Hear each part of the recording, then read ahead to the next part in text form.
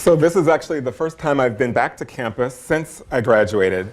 So, and it's basically exactly about 25 years. Wow. Right. Wow, right. And you'll see that is the reference really in the title. That's kind of where I start, because why the next 25 years, it could have been 20. But I'm really thinking back on that last 25, and I'll talk a little bit about that. So I want to thank especially Dr. Veronica Velez. And I just want to mention, because it's good, when you're an outsider, you can say certain things. And one of the things that we know is that universities have a habit of wearing down black and brown bodies and spirits by tearing down and refusing to recognize black and brown brilliance and vision. So I want us to be careful to care for and to stand with Dr. Velez in her work here, and we're always open to challenge. It's not that we're perfect. It's just the sense of part of standing with is actually to actually even critique, but in a loving way. But understand that universities are built in ways that tear us down. So I'm humbled, of course, to see in this room. I first got a message from Dr. Catherine Anderson. She said, "Oh, I'm going to be there." I'm like, and she's already retired, but she's my advisor at Fairhaven all those years ago. And there were so many things I could have, should have done better. But she was sweet to me. She could have really just trashed my work. But that was, I mean, it was a growing process, and I'm just really excited that she's here. And I'm also excited, sitting next to her is Dr. Marie Eaton, who was dean then.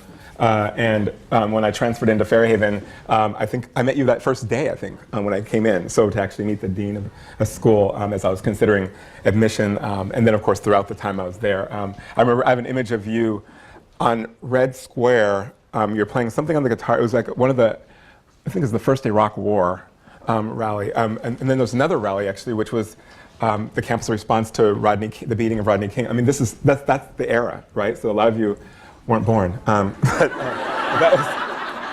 there's it's a whole other historical moment. And I see Dr. Damani Johnson, who I took race, politics, and public policy from back in the day. And I remember that class and all the energy that was in that room of different kinds. I got a message from Ann Eskridge, but I don't know if she's here or not. She lives in Seattle, but she used to be in residence life here and was one of my mentors here as well. And I knew that she was going to try to make it. And Larry Estrada, who is also, I feel like I'm doing like a thank you at the academies, but it's kind of like that.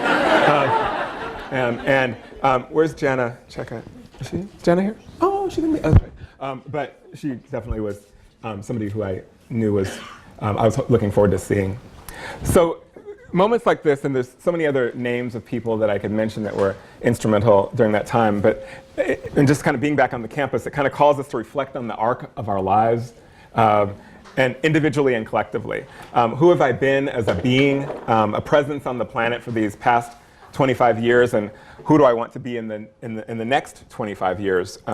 Who have we been as a society, or rather, who have y'all been? Because as I will argue here, and you'll see who y'all is, I do not believe that Black and Native peoples were ever or ever will be regarded as included in what is imagined as society.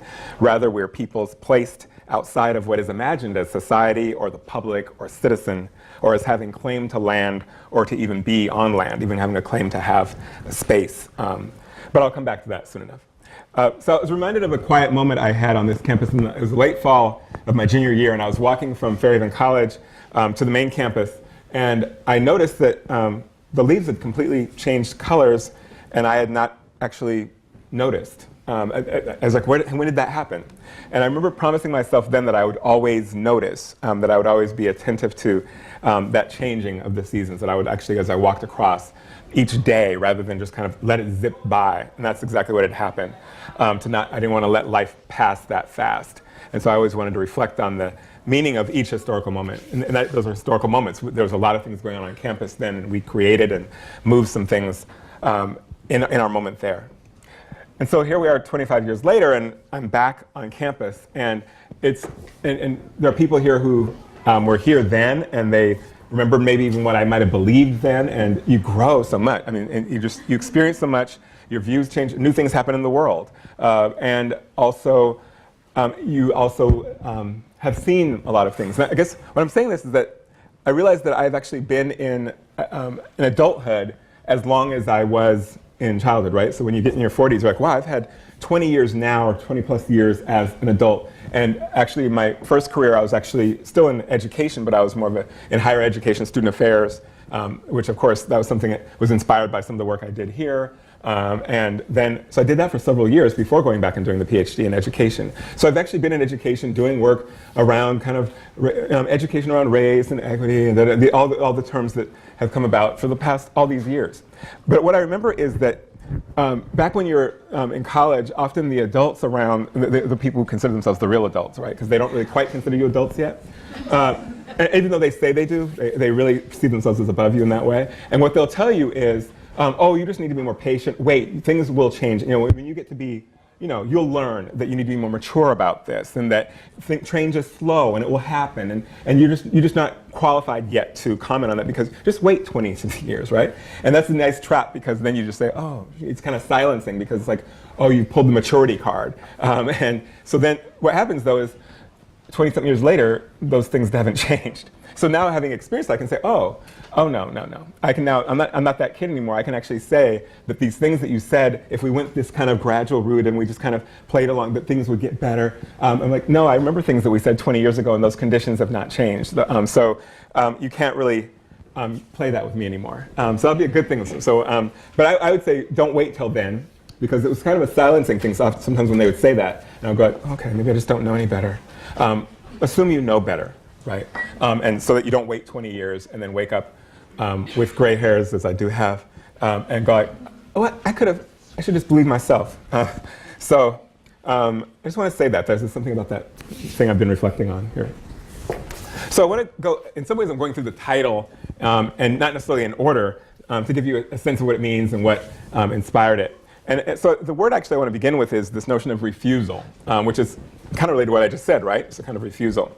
So here I'm inspired by the work of my friends actually, Eve Tuck and Kei Wayne Yang, who have been concerned with how we come to create and disseminate knowledge about indigenous folks, black folks, queer folks, and other groups who have been, and I quote them, simultaneously hyper-surveilled and invisibilized / made invisible by the state, by police, and by social science research.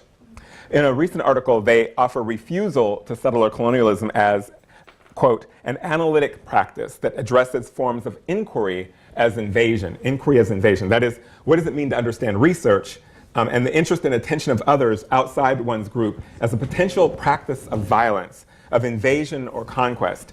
And how can that be received? So let's just break that down a second. It's just basically this sense of people wanting to just know. It sounds like they're concerned and they're kind of all up in your business, doing things. But every time that's happened, that's usually actually advanced colonialism, right? So that you have the missionaries come to Hawaii, and they're, and the next thing you know, they've turned into capitalists, and they've kind of taken over the land, and they said it's ours now.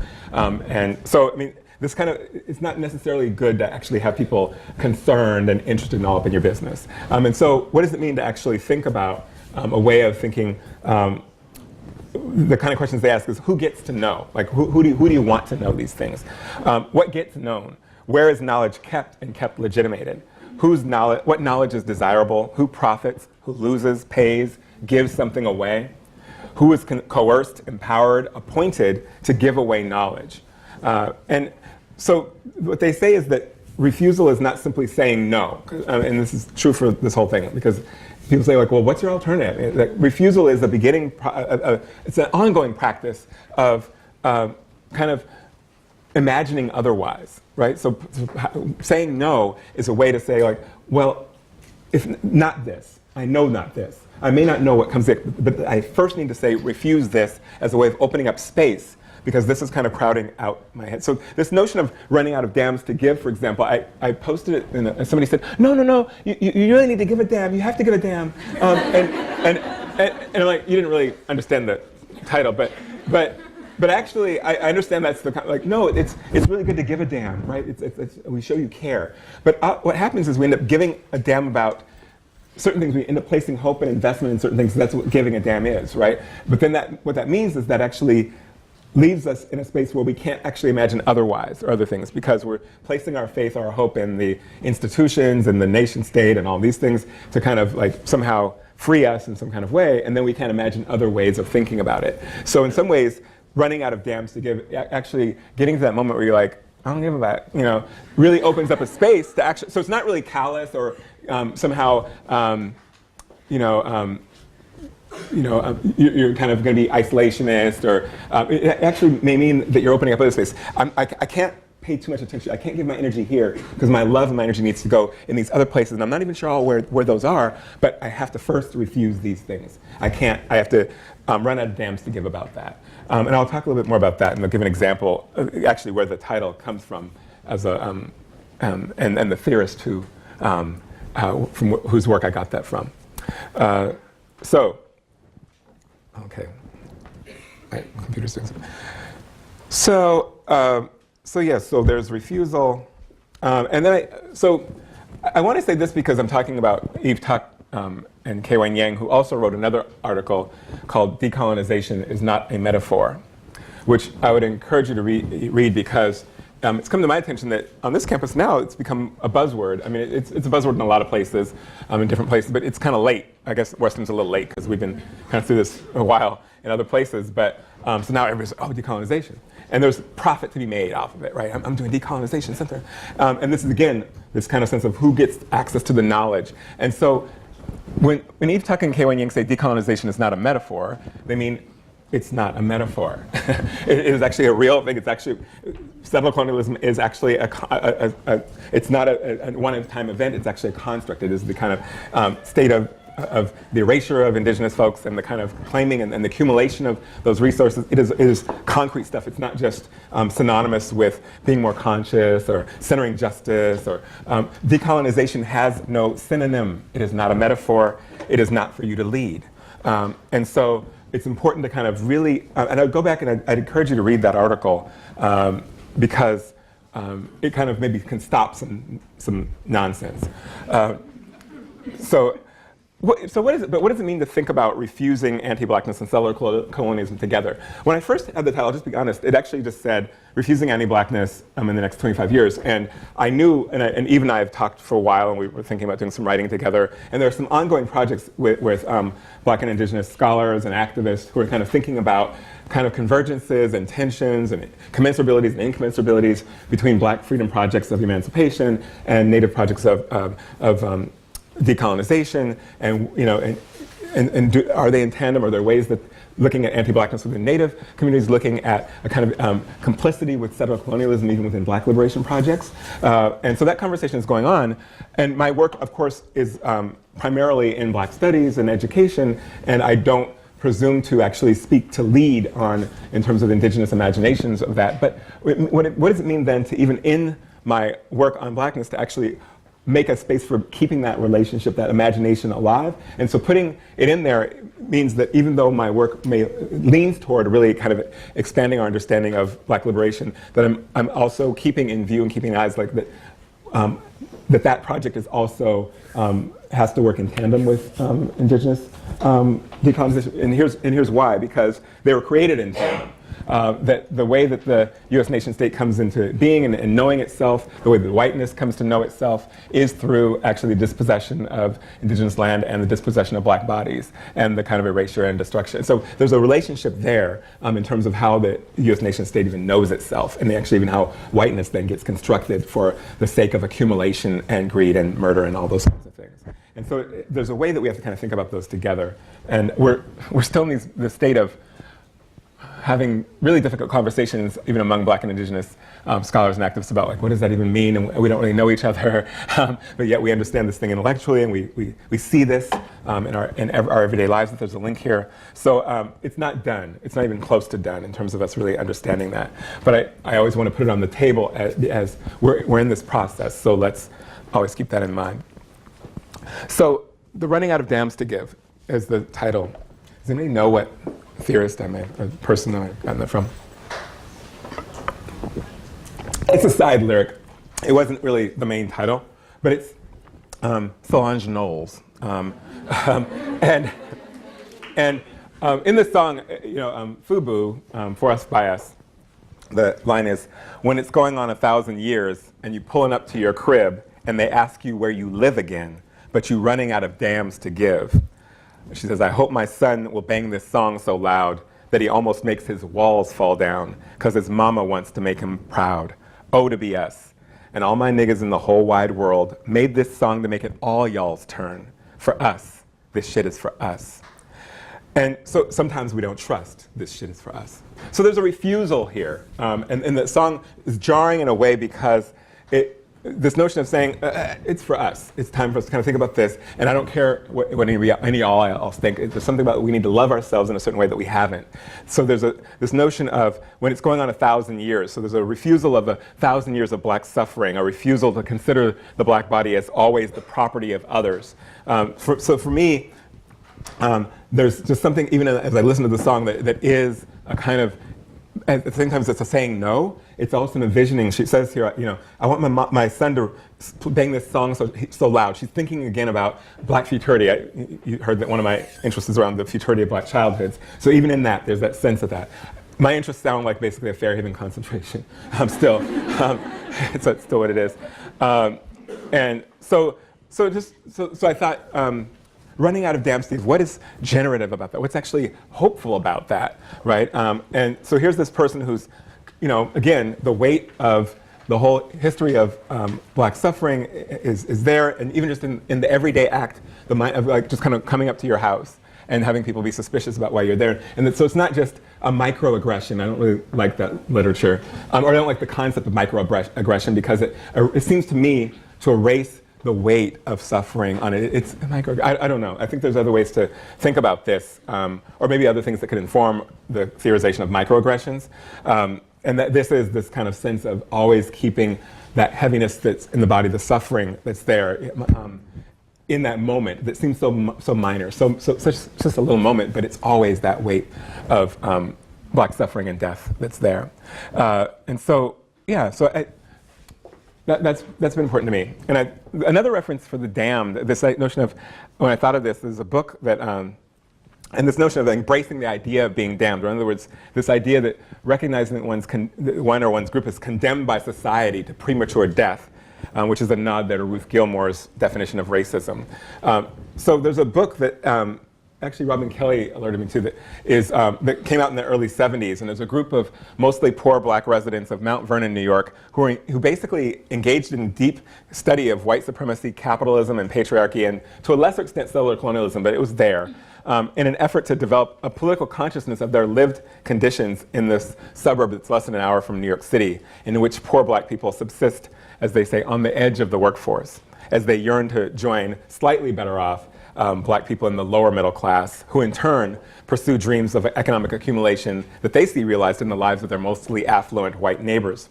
So they actually this community came up with a book called Lessons from the Damned, Class Struggle in the Black Community. This was 1973, and the author is the damned, right? So they refused to actually have individual authors, or they said, we're a collective. So the contributors to the volume were, and this is a quote from them, the damned: poor students, poor unemployed young women and men, the street bloods, workers in low-paying, dead-end jobs, and women welfare recipients, end quote. The writings also included analysis and reflections from children as young as 11 and 12.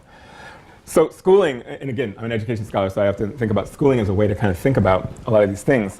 So in their work, schooling functioned to reproduce racial and economic stratification, in which white elites were being trained to rule, poor whites to serve as skilled office and union workers, and black people were expected to accept our historical jobs, servants, and cleanup personnel.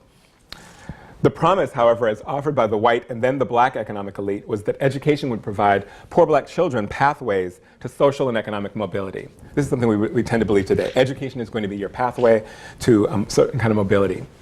So poor black parents, taken with the possibility that their children's lives might be better than their own, passed on the message to their children that if they only worked hard, that one day they might be somebody, right? You're gonna be somebody. So the authors of The Damned said, people should not need to pursue education to be somebody. People are born somebody. For poor black people then, recognition as human was not a birthright, but was instead something to be pursued, though rarely attained, through academic striving and competition for always limited educational and economic opportunities. So the sense of, yeah, then you could be somebody if you get educated, you get access to these things. Otherwise, who are you, right? So those of us who have families where you may be the first in your family to go to college, and you see there's this, on the one hand, there's this appreciation that you're going to college, and then there can also rise some tensions because you think you're somebody now, right? And actually, the university, even the school, will tell you you are somebody, that you're better than the rest of your people. And that you're an exception to them, and you need to get away from them. And so there's, in other words, you can be somebody, they cannot. They are not somebody. So I was really moved by this, the challenge to the common sense idea that education is an inherent good and benefit to black people, and that poor black communities in particular. So there's a refusal here of certain kinds of help. They go on to talk about all the kind of programs where they'd have the middle class college students would come in and tutor you for an hour, and that was supposed to help you. And so these are all forms of help offered by the educated. And implicit there was a yearning for new ways of thinking about black education that foreground the needs and desires of the masses of black poor people and commit to a reimagination of the social order itself, rather than merely creating educational pathways for a few more black people to succeed within the current violent one. In other words, offering you access to participate in the whole settler colonial state. So ultimately, what if black education proceeded from and with the premise that we are already born somebody, rather than in need of school interventions to make us, help us be somebody? That is, somebody else, somebody who makes it into the bourgeoisie, somebody who individually achieves against the odds and accumulates wealth at the expense of and against black people. So here's where I want to spend some time talking about anti-blackness, because we're kind of ready now. There's some of you I know have been in classes, and it's beginning to emerge as a discussion, probably in the last few years. I was at a conference and we said, when did we first even really start hearing this term? And it was probably around the time of the emergence of Black Lives Matter. So you had a kind of social movement, and then you also had some works that were, they'd been around for a while in the academy. I mean, if I think about it, Cydia Hartman's Scenes of Subjection is 97. So, but in terms of when we've kind of started putting these things together, and then also the emergence of Afro-pessimism, which has, some detractors, many who don't know, haven't read but two pieces by two authors, but I don't want to be dismissive, but there's also some alarm that's caused by terms in Afro-pessimism like social death. And like, oh my God, black people ain't dead, we're alive. And it's like, no, you don't really understand that's not what the term means. It's not what the term means. So that half of the debate is people misunderstanding what they're reading. But there are legitimate critiques. And so I'll talk a little bit about that, but I don't want to belabor the theory in that way. But what I will say is just at the outset that the theorization in terms of thinking about anti-blackness, even if you even just heard the term in this, it kind of refuses our most prominent conceptualizations, which around, the main ways we talk about is racial equity, or kind of multiculturalism. In a sense, you have a lot of people saying, we need to get beyond the black-white binary, right? Which is often, we need to get beyond black people, because nobody ever is trying to get it beyond white people, right? So that it's often this kind of, just underneath there is this kind of vitriolic anti-blackness, which is like black people take up too much space. They're already doing too much. Right? It reminds me, when I was doing my research for my dissertation, I saw a 1964 New York Times headline that said, "Majority of New Yorkers believe Negro movement has gone too far." Right? And then there's a book I wrote about Heart of Whiteness, I think it was came out a few years after. It was about South Africa. It was interviews with white South African citizens, and they were like, it'd only been like 2 years after apartheid, and they were already like, oh, this has gone too far in terms of the equity. So there's often this sense that blackness asserting any kind of sense of like, it's like, enough about you. Haven't we heard enough?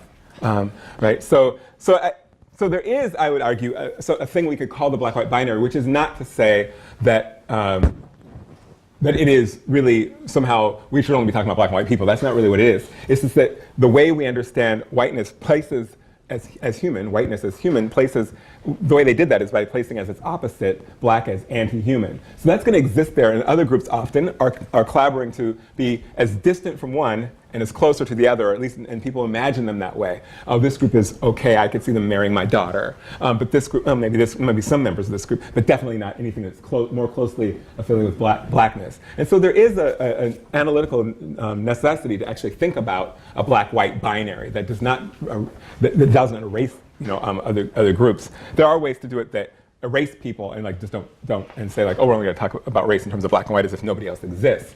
But actually the black-white binary is a way to actually think about how everyone exists in this kind of crazy thing that whiteness made up, all right, for its own kind of advancement and accumulation, right? So it helps us to think about the ridiculousness of the whole thing. But it also is kind of jarring because it's like, it means tending to the specificity of blackness. I thought race work did that. I thought just doing racial justice, Martin Luther King and, Black History Month, those kinds of things which we then universalize. And so shouldn't we be moving away from kind of that? Isn't that kind of more divisive? And so to actually have a theory that actually specifically attends to it.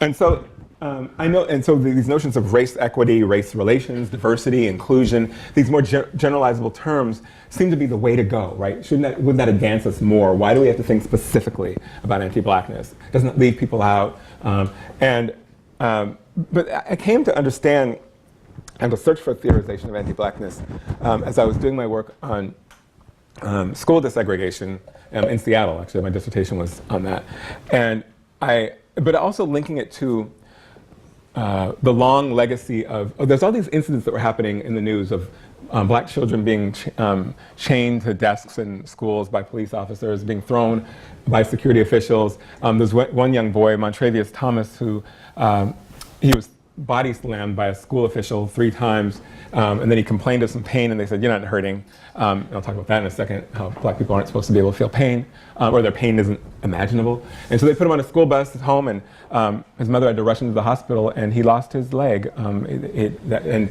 so at 13, and these things, and so what always comes to mind is like, these are things that one would not imagine happening to a white child. In fact, there are things that you almost could only imagine happening to a black child. Now, I saw an incident where a white kid was kind of handcuffed to something, and there was some kind of abuse, but he was the white kid in a black school. So again, this poor white kid was affected by anti-blackness because he was in the space where that kind of surveillance and kind of violence was seen as needed, right? So in the main, you're going to find most of these incidents are black children, and you'll also see, if you read the comments, which you shouldn't do in news articles, but when you do, you'll see people justifying it, saying like, they deserved it, they really deserved it. And so this notion of the specificity of like, why is there so much disgust really about blackness, and why does that bring out so much in a specific kind of way? It doesn't mean that other groups don't bring out hatred, but there's a specific nature of it, there's a specific kind of memory and history and a specific relationship between blackness and whiteness, blackness and the US nation state. And so what does it mean to attend to that specifically? So I'm clear, though, that we can't extrapolate from analysis of black people to all people of color. That was also part of it. We started doing this kind of people of color thing because white people is people of color. We mobilized. And on the one hand, when I was a student here, we had a lot of activities with, when we brought Cesar Chavez and he said, "Don't buy any grapes," there wasn't a single grape at any event, whether you were part of NASU, whether you're part of, whether you're part of MECHA, or part of the, what was then LGBA, which, I chaired at that time. It was like, no, there's not he said, no, not a grape. Because we said, well, what if the grapes are from, he said, no, not a grape. And so there's a sense in which there was a lot of mobilization that happened across. So there's a vision here at that time, I think, across folks of color. When we brought, and we thought differently. The LGBA at that time, remember, we were very attentive to making sure that the representation of folks we brought included Native queer poets and Black queer poets, and artists and things like that. So we had a sense that we were going to do that, and people showed up from the organizations. Like, so, for example, I remember bringing Marlon Riggs, the Black gay filmmaker, and it was co-sponsored with the Black Student Network, or I think it was called Black Student Network at that time. And then everybody showed up, and whether they're straight or not, whatever, and there was a sense of this kind of solidarity. So there is something in the imaginary. I think there's a kind of radical imaginary that can, where people of color can mean something more radical, but I think it can also be appropriated. So it's just kind of like, oh, racial harmony, but without actually the hard work that I think we did on campus at that time. So, but I want to say, blackness is not analogous to another racially marked position, and so attempts sometimes to put forth a universal or more generalizable understanding of racial justice often fall into a kind of facile multiculturalism in which the specificity of blackness is obscured in an attempt to move beyond that black-white binary and foreground only those characteristics of racism that apply to all peoples of color. So with Scott Nakagawa, I contend that while all people of color experience racism, blackness is the fulcrum of white supremacy. That is, in the white supremacist imagination, blackness is positioned on the opposite end of whiteness, as I said, and plays the primary pivotal role in the discursive and material operationalization of race and racism. So, quote Sylvia Wynter here, which does not make life easier. So she said the color line, as W.B. Du Bois described it, is made fixed and invariant by the institutionally determined differential between whites as the bearers of the ostensibly highest degree of eugenic descent, which is another way of saying, right? Okay, because sometimes these words, they got all cumbersome, but basically you have whites as like, oh, they're the highest order, that's how we imagine them, and blacks have ostensibly the lowest degrees of eugenic descent, right? So there's a sense of that's how it's kind of how these things get known. So precisely because of the unique and binary relationship between blackness and whiteness and the centrality of the white-black master-slave relationship in the US, examination of the black condition under white supremacy, that is, the condition of black suffering and ongoing black suffering, opens up space for a more incisive critique of race and creates a necessary foundation for the work of troubling the very concept of racial justice. So even if you're going to think racial justice for everybody, actually understanding anti-blackness and its specificity, because that kind of is the fulcrum or the kind of way that racism comes to know itself, it actually benefits the larger project. It becomes important to do that. So what is, in my mind then, what is required for black people to live free is not racial justice, but a commitment to black emancipation. In fact, I'd argue that the pursuit of racial justice in education can actually serve to impede the freedom of black people and only reproduce and reinscribe black suffering in a way that it kind of moves past black suffering to be universal. And I'll say this way, without getting too much into Jody Melman's work. But part of the way that multiculturalism has proceeded in the last decade or two is that you can get multicultural without black people now. Right, and so, we're multicultural, we do all this. And so, first, of course, you can get it with mainly more middle and affluent immigrant black folks, which is not a way, I think a lot of us have been careful not to create a divisiveness between, and it's not animosity, it's just the sense of that's how the sneakiness works, right? Is that like, oh, we got them, but we don't have any of you in these communities, we just kind of, but we still are multicultural. And then once you have a little bit of diversity in different ways, then you kind of become immune from any charge of racism because you got a few. And so one of the things I've been thinking in the last several years is this, not saying that hasn't been that long, it shocked me when I was kind of thinking, even if 20% of black folks, of Latinx folks, whatever, get access to something, and does that make it multicultural? If 80% of that community has absolutely no access to those resources.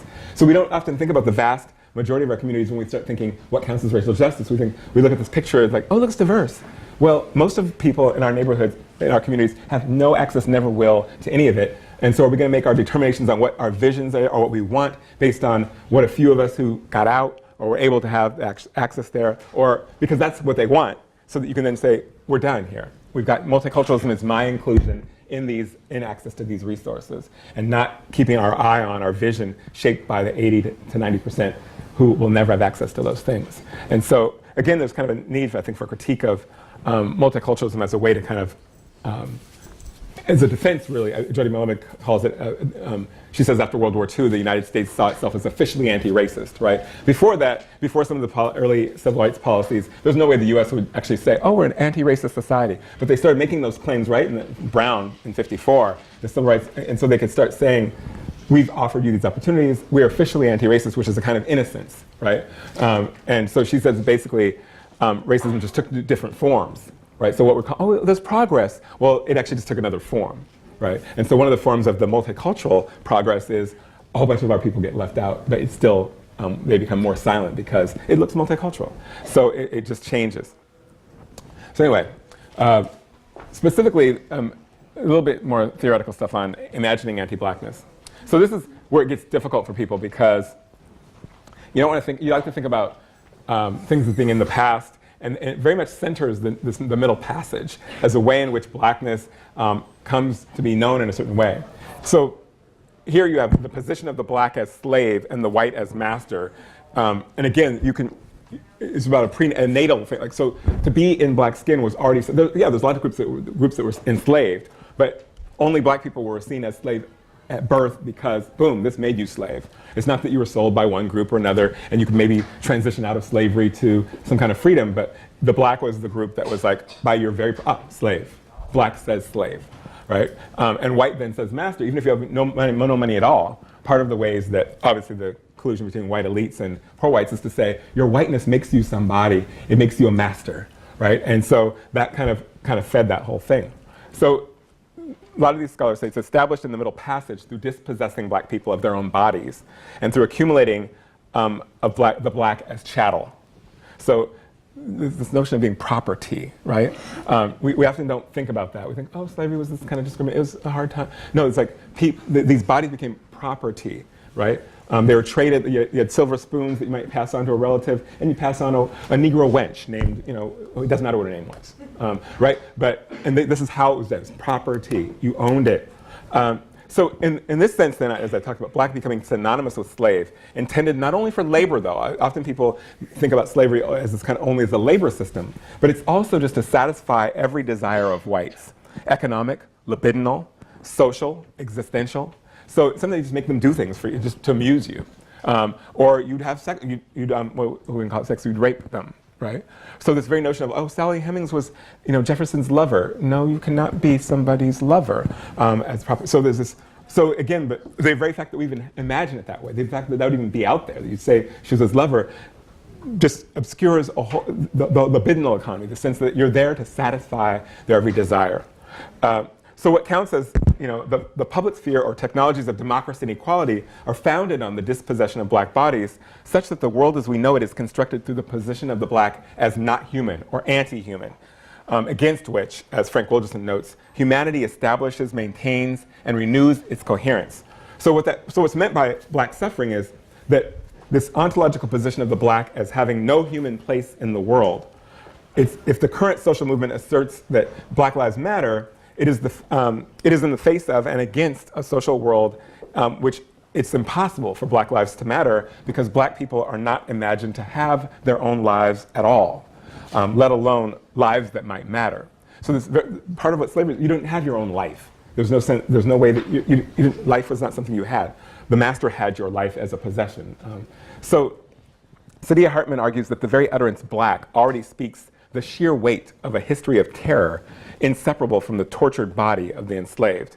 It acts as a reminder, she says, of the material effects of power on bodies and as an injunction to remember that the performance of blackness is inseparable from the brute force that brands, rapes, and tears open the flesh in the racial inscription of the body, end quote. So black then becomes constitutive of suffering, and the suffering of the black is a constant testimony to what she says is the still unfolding narrative of the captivity, dispossession, and domination that engenders the black subject in the Americas. This is not your happy, kind of Black History Month conceptualization of this, right? And whenever I teach this, it's like, the heaviness gets there. And some people, and I'm not saying you have to, buy it all, and I'm not trying to sell things to students, but what happens is that I teach a lot of educators, and they're like, no, our students, it's not just suffering, and then they go to schools and they see how the weight that's on black children's shoulders, the things that people say about them behind their backs, the ways that they're treated, the heaviness in their shoulders, the ways that their parents are excluded, and they come back to class and they're like, okay, we have to deal with this because there is this weight of the suffering that they face. Now, I want to say this, that in this scholarship, some people more than others say there is ways that black people live in the midst of and against this kind of social death. Right? So it's not that it's only that somehow black people are passively just being killed and are in a state of suffering and death, and that's just kind of like they don't do anything. There's so many resistance practices every day. There's so many ways that people create in the midst of that, and so that's got to be kept in mind as well, right? But in this context, coming back to the suffering piece, because this is important for schools, the black body is imagined as being able to withstand greater pain than non-black bodies, and white bodies in particular. If the black body is not fully or really human, then it can be subjected to pain beyond that which is regarded as humanly possible. So they would say like, oh, these slaves they can work because they're just made that way, right? Or what did I think Daryl Gates, which is also an historical reference, the chief, I think it was the chief of police in LA. I'm looking at people around, and he said that that the chokehold just doesn't affect black people in the same way. They don't feel the pain as much. Their necks are different, or something like that. So you get these very real moments. Or if you see, even just to see an image, all over the media, you'll have images of Black death. Eric Garner, Philando Castile, and they'll show the blood, and there'll be these gory videos, and people can just kind of look at them and not really be broken, right? It's broken is what all you should be. But the sense of like, oh, that's really, oh, wow, oh my God, it's bloody. And so the sense of even the kind of desire to see Black pain and something. So it's consumed almost. There's a kind of desire to see it, and it's not really registered as human pain, but just kind of like the spectacle of some kind of thing that's outside of how one would imagine human pain. Anyway, it's a lot to analyze there, but the sense that Black people don't experience pain, and I especially think that in terms of schools, and I'm not even talking about just the security people, throwing you around, or just the drudgery of going to a place where your curriculum is constructed in a way, one, that doesn't include your lives in it, and that also where you have an education professional who may be scared of you or doesn't really views you with distaste and disdain. And I know this because teacher candidates will come back to me and they'll tell me things that people say in the teacher break room about Black children. And yet you're a child, vulnerable as you can be, and you have to sit in that place and you know what's going on. I don't know about you, but I remember as a child, I knew when teachers were not extending to me that kind of, what does W.B. Du Bois say, that kind of gentle touch, or that kind of sense of the warmth in the eyes, right? And there's research that suggests, for example, that Black patients receive less touch from doctors and nurses than white patients. There's a host of studies that kind of show this. Black children are viewed more as primates, right? The association, the word associations in terms of imagination. All these things, right? So we know this. So now, Black suffering, it sounds so dated, right? Like, why are we talking about this? Shouldn't we be talking about something else? Isn't it in the past? It's kind of backward looking. So it's also a waste of time to dwell on it, because in a field like education, you're trying to do something. You're trying to be positive. You're trying to help children succeed. So why would you focus on this? It's all theoretical, and it's just kind of, there's nothing you can really do. And it's going to make Black children feel less hopeful, about their own academic and life chances. I was thinking about there's a school in LA, a charter school, where the students wanted to do a reading around Emmett Till, and they kind of would remember Emmett Till. And the principal said, disallowed it, and actually fired a Latina teacher and a white teacher who were trying to help the students to advance this, because she said it's not a good representation of Black people. I mean, he's trying to sexually harass somebody, right? So she accused the 14-year-old of being a bad role model. Because maybe he brought this on himself.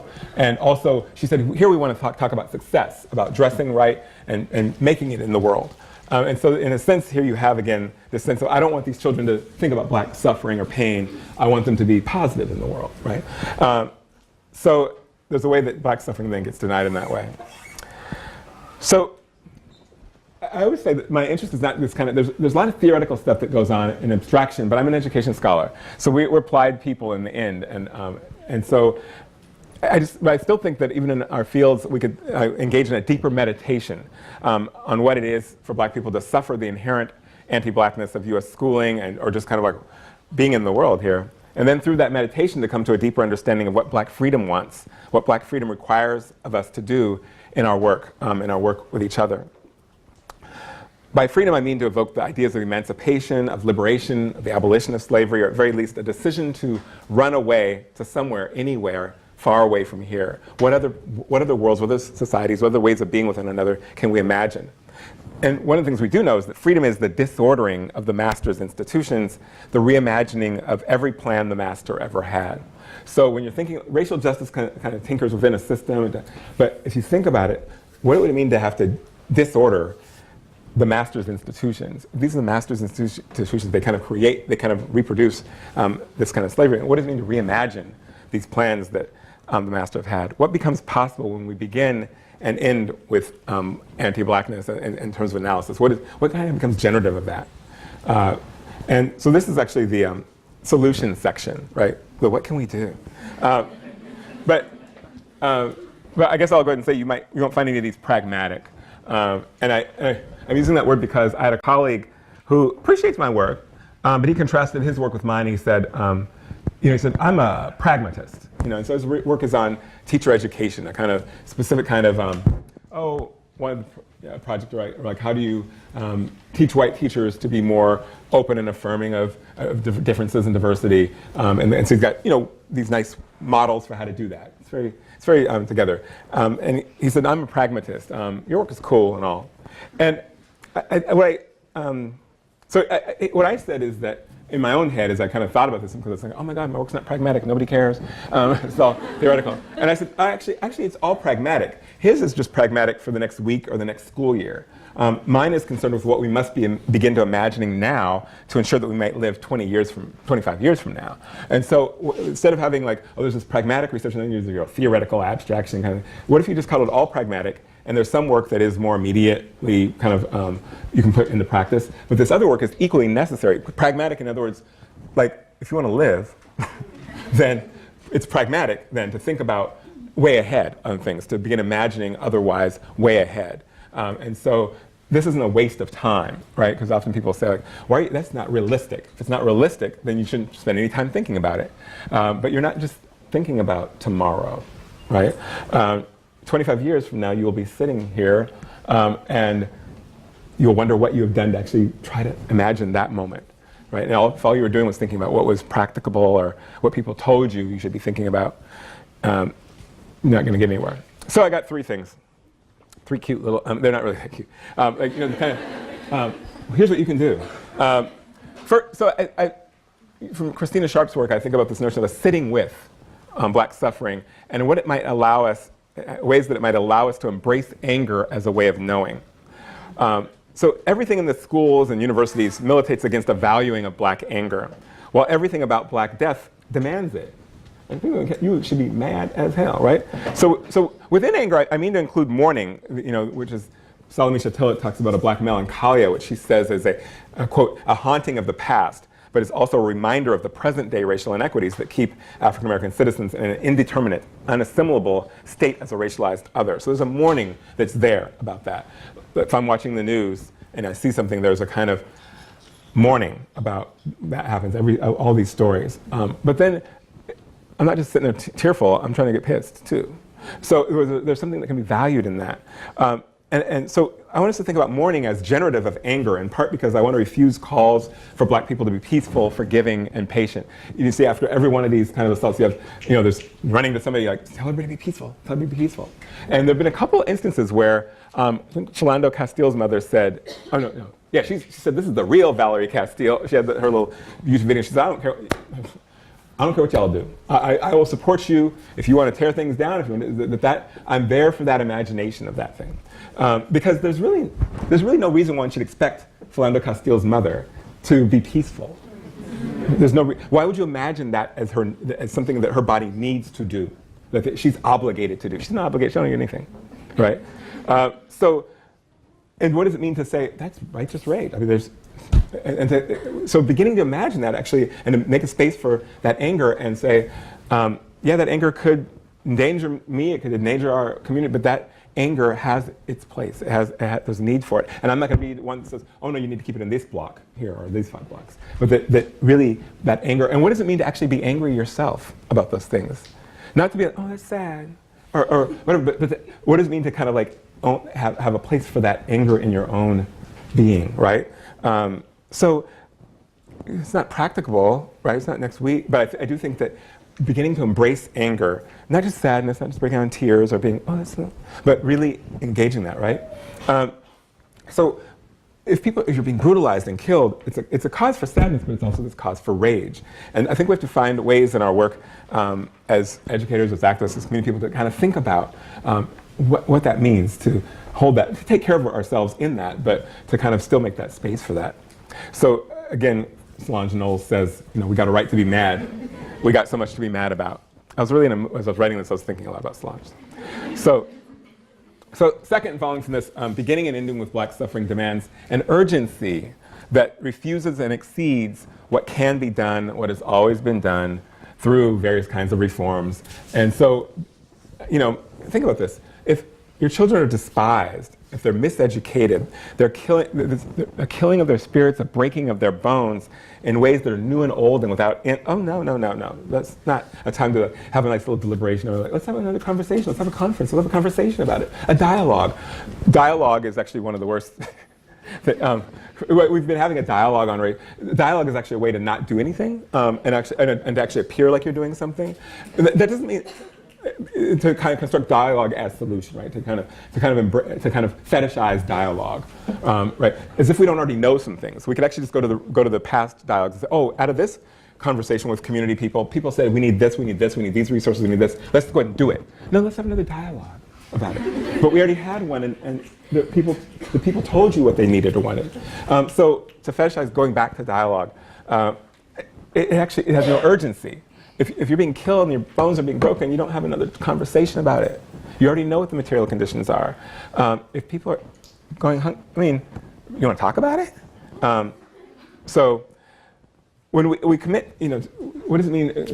Christina Schutt says to occupy and be occupied by Black suffering. The debate. Then the policy debates are not places to deliberate the implementation of various reforms, but they inherently become sites of contestation between those who have come to engage in feudal negotiation and those of us who must come to upend those negotiations, to call into question the very terms which the master offers. So instead, a lot of work is just kind of like negotiating. Oh, maybe we should. What does it mean to also have a space or an imagination where we need to upend the very terms of like what counts as equity or justice? What does it mean to upend all that? To kind of think anew, to think otherwise than the kind of institutions and the structures that we've been given. So the terms that they're often premised on the idea that you shouldn't ask for too much too quickly. So that's what I'm talking about. The current terms are already built. There's assumptions in them, right? Oh no, you can't ask for too much. That's unrealistic. What is an article that said recently that we have to start learning to talk about racism in ways that doesn't offend white people. By calling them racist, like if you call somebody racist, that actually is counterproductive to the process because people react negatively toward it. And that's a lot of the kind of education we used to do, or that I used to do around racial dialogue and awareness, or even when we started doing our like homophobia 101 things, it's like, how do we make straight people or white people feel comfortable enough? How do we create a safe space for them? And that was me 25 years ago. Now there's no safe space. You aren't entitled to a safe space. If people are dying and they're being broken, why do you get a safe space? So what does it mean to embrace this idea that safe space and then it's like recenters white supremacy? It's like, oh, we've got to attend to them, attend to their needs. What does it mean to actually say, no, what we're inviting you into is a space that is, you can help me think of a way to kind of reconceptualize that, something other than safe space. It's just not. The world is not safe for us.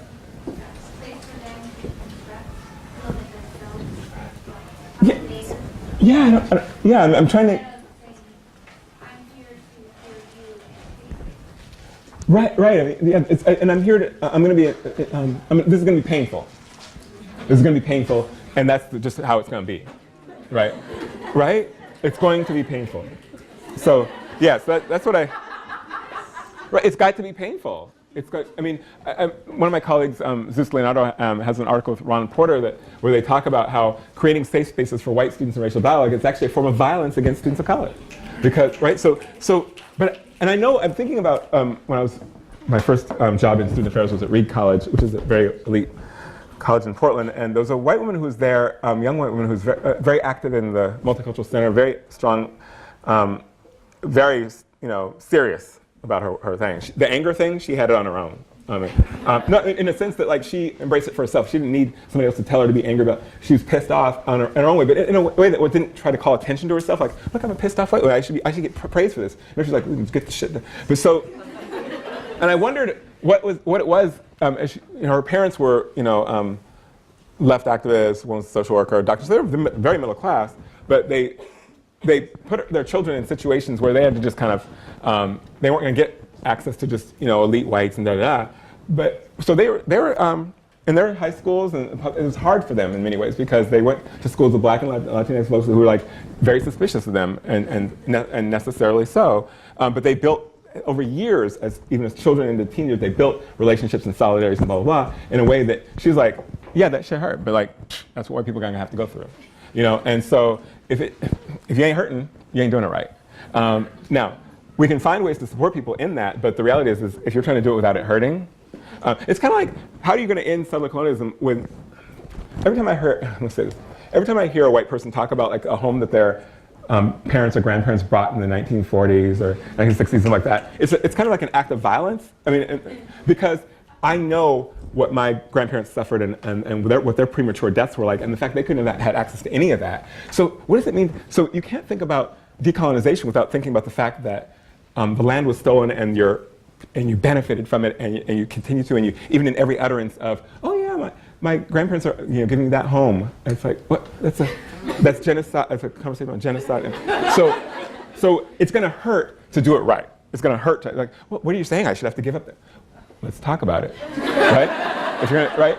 So if it's not, if at this point, and again, this is part of my, we could have another 25 years of conversations around like trying to get around decolonization by like saying, well, maybe I could just kind of give a nice little donation to it, or I could recognize Native peoples at the beginning, which I'm not saying that we shouldn't recognize, but that often stands in the place of, let's recognize that your home ain't really your own, and that you stole it from somebody and people were killed and murdered for you to have that.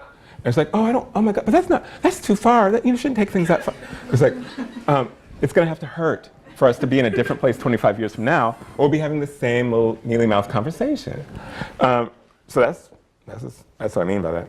Anyway, and there's a sense of urgency then, right? Oh, I don't want to be here 25 years just kind of saying, oh, sad.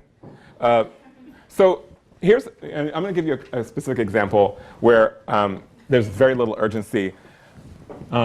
In my own field, there are 84% or 80% of teachers, public school teachers, are white women. And there's a reason why how that developed and how many black folks lost their jobs to make that happen, which means that so many black people died to make 80-something% of teachers be white women. Because you die, right? If you lose that employment, you have various kinds of stressors, physical disabilities, you lose a home, your children, they don't have food. I mean, so the firing of black teachers to create this kind of job for white teachers is, and so when you see that, how did that happen? 80%.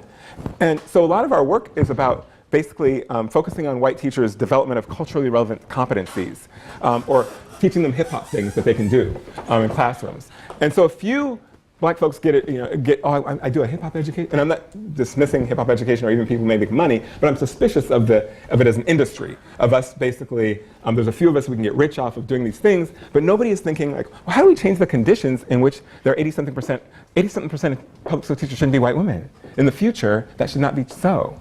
And so what does it even mean to be a white woman now, and working to make sure that that condition is not the same in the years to come? But our focus has been like, hey, let's just provide them more culture. No.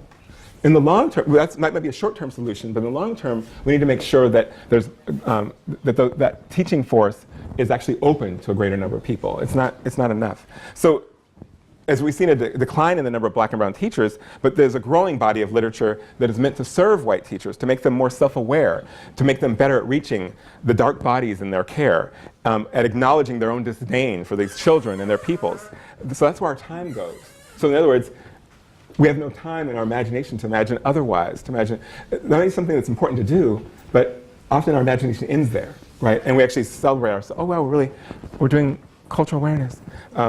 So this is finally, I think that when we think about black suffering, it points us toward what Kiana Ross and I have called black liberatory fantasy, in which we delight in the possibilities of total disorder of the system which produces so much anti-black terror. So here we do not concern ourselves with preserving institutions or law or effective practices. Rather, we realize that the only thing that can affect black freedom is the death of whiteness and the end of the master. So this is an interesting part, because years ago, when we were here on campus, we were trying to find better ways for white people to be white, like the non-racist white, kind of white allies, or kind of a positive whiteness that one might aspire to. And we were very clear, and there's, I certainly was one of the people who made a very strong distinction between white people and whiteness, right? So you know this, right? There's a sense of, and if you're in a class, maybe the first time you're like, oh my God, they hate white people. No, it's whiteness. And so you get to make that distinction. And I understand that, and I've done it.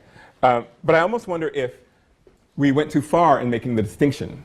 And in some sense, I'm wondering whether whiteness can ever be loved. I'm not sure how one loves whiteness.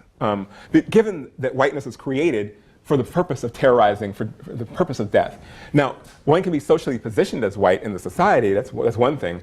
But to love whiteness, because I would say, oh, we need to love being white. I don't know if that's, in the future, I don't think that's the world I don't think that will ever get us, because whiteness itself is already terrorizing us. So, and I say this because I was thinking about, think about your grandparents or your great-grandparents and the terrorizing things that they've done.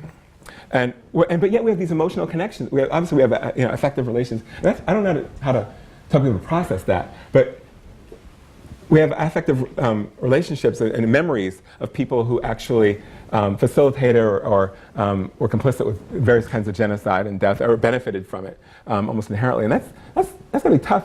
But on the other hand, I think in the spirit of like, it's going to be hard, I don't know what it means to kind of develop some less romantic relationship to white ancestors, right? To kind of see that in the new world we need to build, I can't have this emotional kind of attachment to people who committed genocide. I can't hold on to that kind of whiteness that was advanced. That's a hard thing.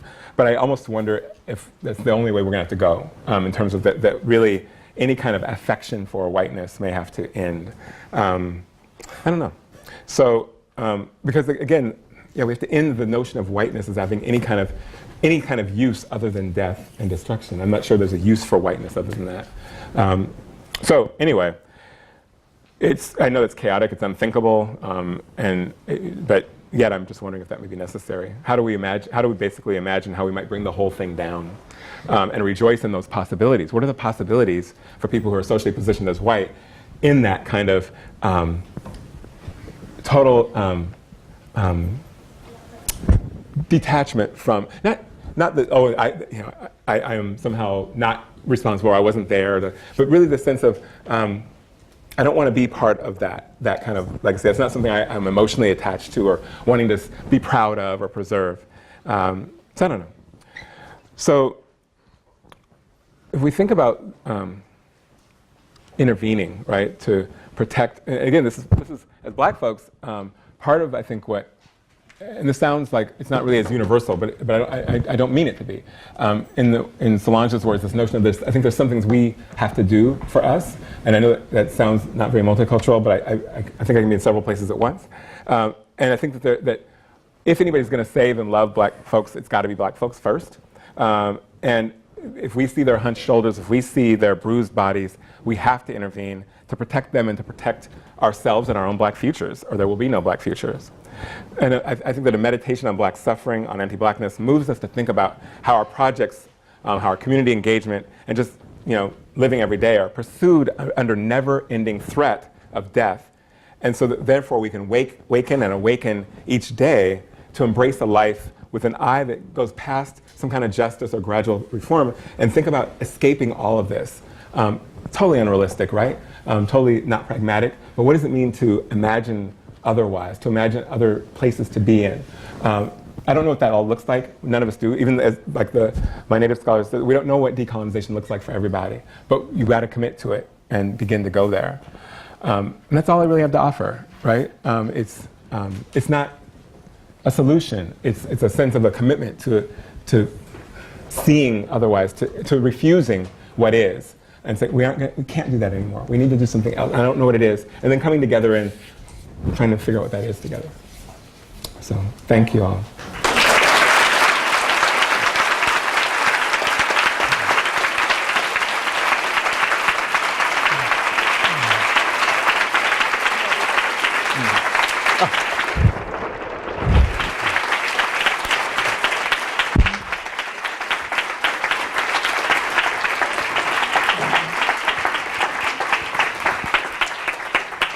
Questions? Yeah, we're going to take a couple of questions. We know the time is getting pretty tight here, so I know some folks have to leave, so don't, it's okay. We won't have our feelings for the need to take off. But we have some questions that came down, and we were, in terms of trying to pick up kind of a diverse response from the audience. So the first question that was came down to us is, if the notion of humanity was created to exclude black people, then how can black people create humanness without having proximity to whiteness? And how can black folks retrieve a humanity that has been stolen so deeply that some do not know that it is or ever was ever there? Right, and there's different authors who, some authors actually say, don't abandon humanness, rescue it back, like find new ways of thinking about humanity. Other people actually, and this seems really theoretical, they say, I'm not interested in being human. I'm interested in black beingness, right? And so that being becomes important, and you think about other ways of being besides the human, right?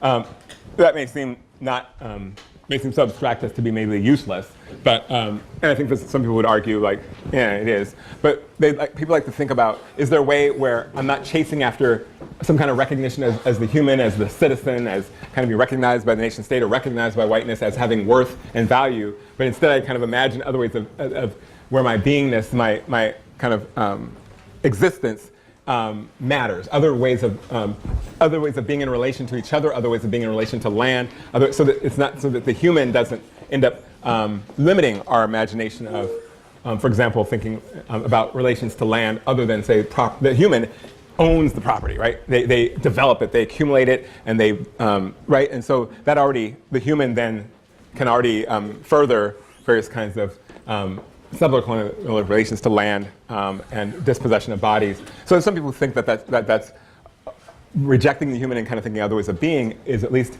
helps us imagine other ways, and that the human will always facilitate that kind of destruction. So it's something to think about, you know. So. Yeah. Thank you. The next question we have is, how can white and non-black people even begin to understand or have empathy for the deep embodied suffering that black people feel daily? Oh, empathy.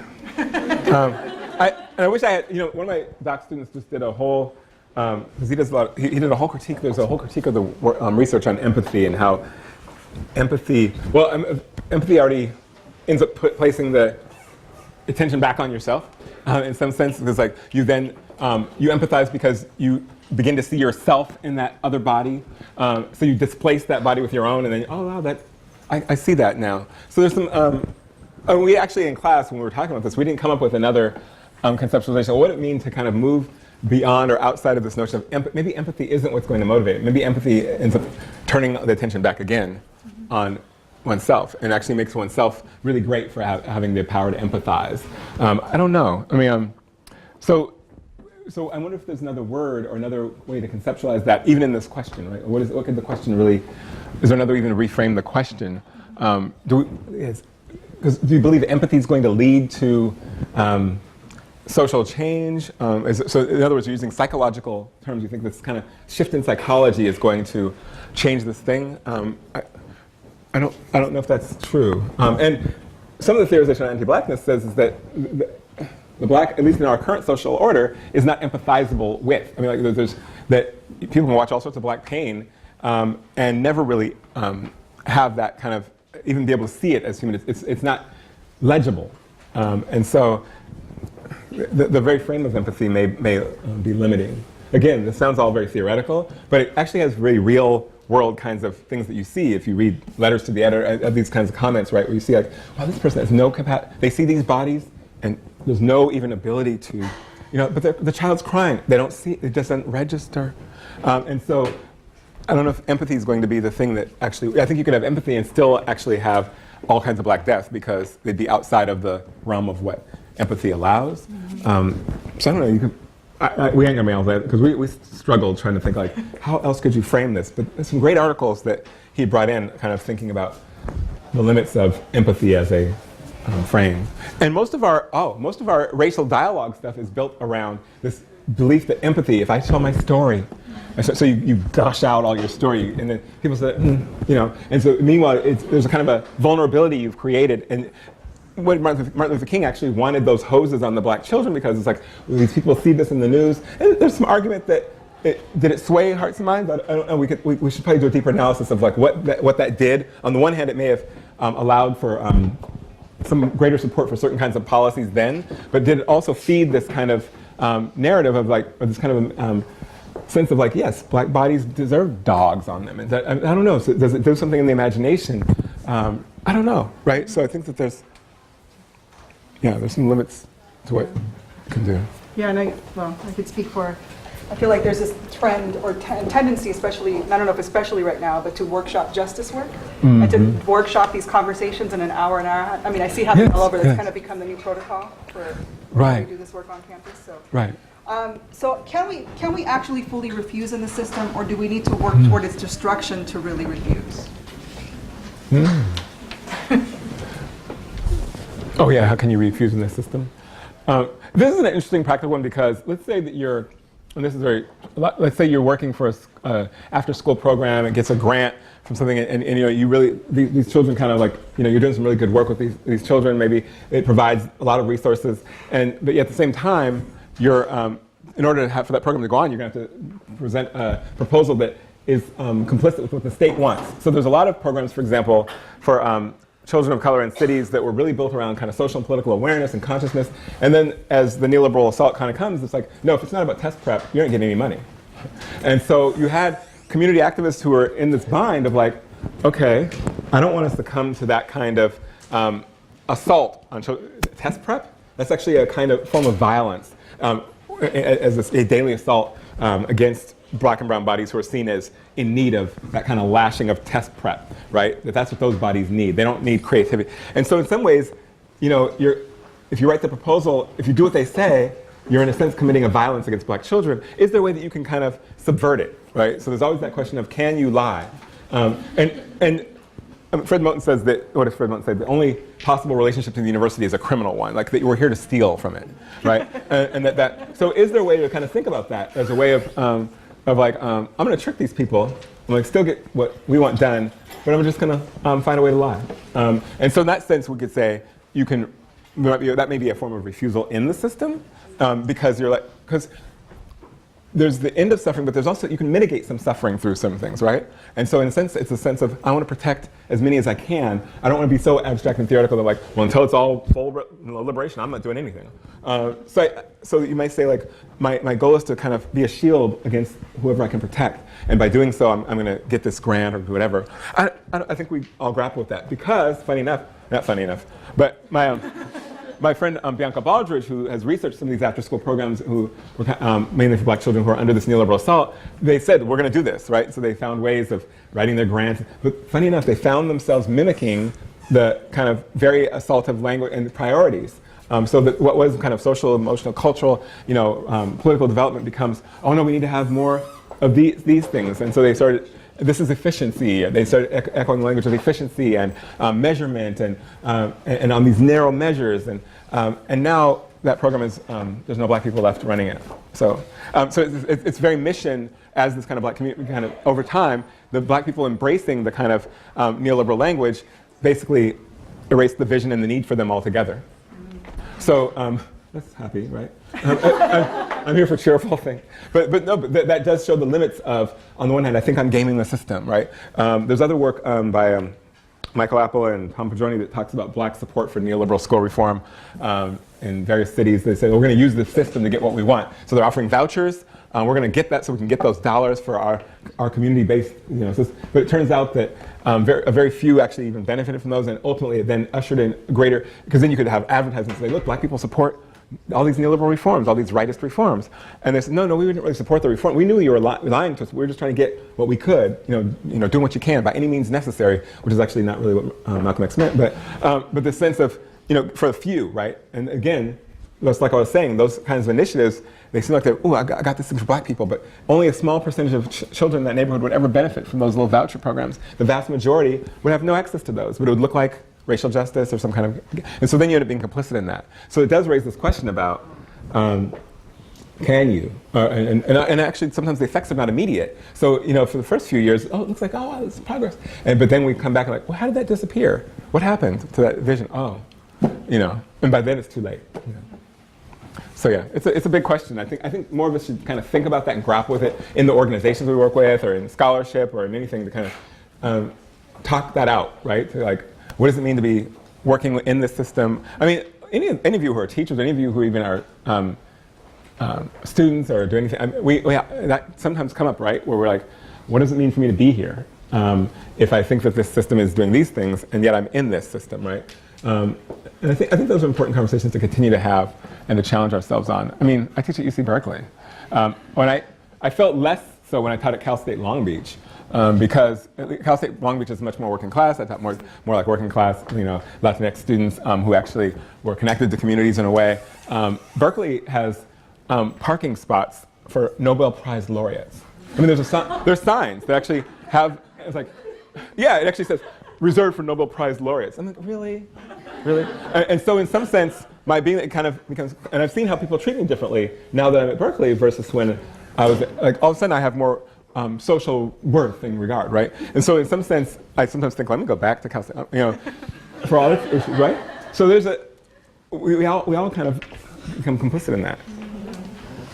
So we're quickly running out of time, but one of the questions that I'm kind of like paraphrasing from some of the pieces that and there's more. Your last one. All right. I'll ask this one. So the question is to the white folks in the room. Are you thinking about the irony of coming to a talk about anti-blackness and settler colonialism and seeing black and brown bodies without a seat? Did you offer your seat? Why or why not? I don't know if that was a question. No, but it's a commentary. But here's what I would say. Part of maybe connected is the question I was going to ask is looking at all the sort of young folks in the room. I know that for us in the education and social justice minor, a lot of the movement building on this campus has been led primarily by Black, Native, and Latinx women and queer students on campus. What kinds of questions should they be asking now as we think about what movement building looks like or should look like in the context of higher education, or the context of education, period? So I know many of them are here trying to figure out how do we do this work of this thing we so-called want to name justice. And I think you've touched upon a lot of those things in your talk.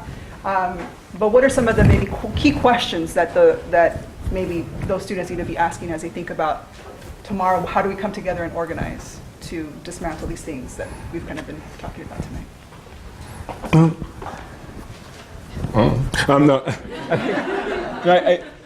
There's a word I think I learned, I think it was when I was here, or some book I was reading, which was this notion of dissensus. You start learning this word like dissensus, incommensurability, tensions, necessary kinds of things, and sitting in the midst of that and not trying to rush to some kind of resolution. And so I think there's a lot to be, and also the sense of like it being painful, right? To sit with the pain and rather than try to have a safe space. In other words, like say, this is going to be difficult, we're not going to have this, but just like sit there with it and say, and to really not try to rush to some kind of, most of the time when we rush to some kind of final solution, it's one that's going to be easier for us. And it's one that we can imagine today, but and also it relies on present wisdom in the current spaces we have, but maybe there's more people we need to talk to get more wisdom, more ideas, more thoughts. And so leaving it open to that, and that those people may not be in the university either. And that's not really, I don't have a snappy answer to that. I think that it's going to be difficult is what I've been trying to say. That people are dying, that this is about death, which is not the most cheerful thing, but most of this theorization is really about that people that people have been constructed and imagined as death is what they're here for, right? Death, use, accumulation, and death is what they're here for. And so what does it mean to kind of start there and go like, oh hell no, I'm not having that world. If you start with it's like, oh, people are discriminated against. People are I think if you shift it to like that goes to the urgency thing, that goes to the oh hell no, the kind of refusal part, the kind of running out of dams to give for any kind of system that would even think that that's okay, right? I don't care about that, continuing that system. I don't care about it going on.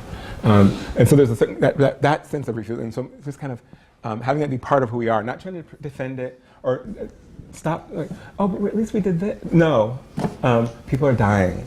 People are they're not here. They're not allowed at this university. They can't afford it. They can't afford a meal. And that's not that. And we're going to be in that space. We're going to embody that space. We're like, oh, hell no. And so what does that, and then what does that then look like? How do we generate ideas from that space, right? And some of you already are involved in organizations that probably have ideas about what one does with that. Oh, it's going to be a new socialist order, it's going to be a new this is going to take care of all these things. And I don't think any of those are going to be our full answers. I don't think anybody has offered that, because we know that even in some radical socialist spaces, there's like, ooh, incredible anti-blackness, or they haven't really reached out to those communities. We know that, so there's no one group that's actually offered that. So like, maybe we can disavow ourselves of that, so that we can have a little more humility about it, but still keep that sense of like, oh hell no, no, not in the next 20, no, we're not going to come back here in 25 years and have the same despair, because I say this all the time, there's absolutely nothing we're doing right now, nothing in education policy, I can say for sure, that promises that we won't be having the same educational disparities 20 years from now. But we'll be getting rich and paid off of it though, right? So we can have, those disparities will still be getting paid. People making $100,000 salaries as principals, I'm a professor and I'll do some more writing about it, so I'll be fine. But there's nothing we're doing. There's nothing, no reform, no cute thing you're doing, nothing you're learning in your classes about this kind of culturally relevant pen. Nothing in that promises that in 25 years we won't come back and have the same disparities. So if that's true, stop defending it. You know, let's try to get to work and go, no, nobody else should be dying like this, right? So that's all. It's just an energy, I guess, is more energy that I think that can be generative, that we can kind of maybe come together around. There'll be differences, but if we're pissed, then that's something we can come together. Maybe it's something that can unite us. But really, to kind of have that piece of like, why am I not angry, right? It's just that. I just think you don't want to be old like me and or old. That's something. Like you, right? You must really be frustrated. How does one live in the life? But if you've been teaching these things all the time, and so you see some things kind of seem to change, and then you see backlash, you see things that seem to mean something, like, oh, it's the election of Barack Obama, it means, oh, no, it doesn't. Or there's ways that gets appropriated to mean these. So yeah, I guess I'm thinking, that's an everyday thing, right? It's an everyday kind of waking up and going, what am I seeing today? Who can I do work with? Because none of this is done in isolation, right? And to quote Solange again, this whole sense of it being mad on your own does not actually, I forgot what the lyric is, but it's like you have to kind of do it with others, right? And that actually is a building practice, right? It's imaginative practice. Let's put our rage to some kind of creative work together in humility, because none of us really know what the answer is. When you come together with like, we know what's going to happen, we know what needs to be done, and like, no, you probably don't. You probably don't have that final answer, right? So with humility, you kind of go like, you know, let's explore different possibilities, but do it together. I don't know. Right? But the urgency thing, I just keep coming back to that urgency thing. People are dying. And the system is built on the death and dispossession of whole populations of people. And that, no. In this generation, what does that mean to say no? You know, to refuse that. Anyway, and I guess maybe a lot of people sitting here that are older and like, we did that. You know, but so yes, but what does it look like in this generation? Because, yeah, what is it that they might learn from other generations? What does it look like now? I don't know. And so in some ways we're relying on all of you, but I don't want to make myself seem like, I kind of want to be there with you, but I think some of that's going to come from you, because maybe you might be in a position to refuse more easily some things that I think we've taken for granted as like, oh, that's just the way it is. And also some of us are now paid more. And I've noticed that when I was teaching an ed leadership class, a couple of the doctoral students in ed leadership, who are mostly already assistant principals and were much more likely to speak about the system in terms of we, and to defend it in that way. Well, we are. It's like, yeah, you're making $100,000 already. My master's students, who are mostly teachers or community-based workers, were like, how do we shut this down? How do we envision something different? So there's a danger, like right now, that there's a possibility you can do that. By the time you get to this age and you already have this home mortgage and you've got this or that, and you've got these children, they need these things. And so then you start thinking in ways that are the way the system wants you to do by the time you're 30 and 40, which is that I need to protect myself and I need to protect the society, the social order as it is, for the future of my family. So I think there is a moment that can happen where before you get there, because that's what's going to happen. You know, in 20 years from now, a lot of you will be like, oh, no, I'm not letting those poor little dark children in my school, because that's going to lower the test scores of and the prestige of my school and my children and my home property values. And you think that's not going to happen, but that's going to happen. So, you know, how do you prevent that from happening? Because that's what's going to happen. So, right? So, yeah, so that's the urgency piece, right? They're like, oh, that's why you have to do it now, before you get caught up. I feel like that was like the best place to end it. Before it gets worse.